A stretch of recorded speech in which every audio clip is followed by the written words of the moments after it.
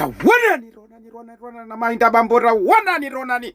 Tsopano tikozonena mosabisa mbwe tafika kweli ya 3 kumene zikuoneka kuti mkulu ameneyu mukumuona apayu amukwidzinga anjara anthira vingwe anthira nyakula ali m'manja mwa polisi azikadya mtanda wonse wasima ndi nyemba imodzi muchirokosi mmene iyeyu wakhala kuyankhula makamaka nkhani ya bambo a Chisomo ndi mayi a Chisomo. Mayi a Chisomo azitengera kwakunya ayiponyera ku phedi gemu kumene iwowa ayiponyera auza polisi kuti iwowa apangidwa chipongwe kwambiri zinthu zawo zabwera pa mbalanganda akuti imeneyi ndi ijama ija cyberbullying cyber harassment akuti iwowa yalutsidwa kwatero kuti anakamang'ala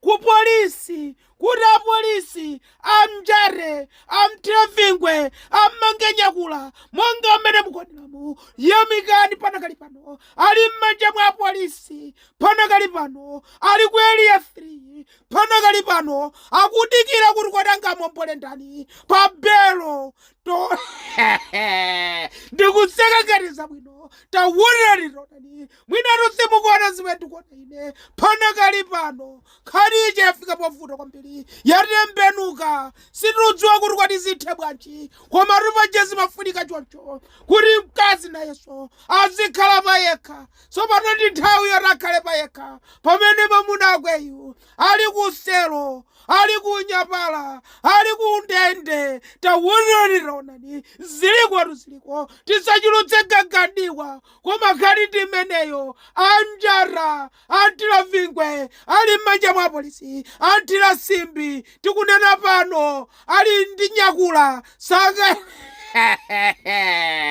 ziliko anthu m'mabanjamu ziliko koma simafuna kuyankhula. Uyu ndi mwamuna woyamba kubwera poyera zinthu zitavuta kuti yayi enough is enough.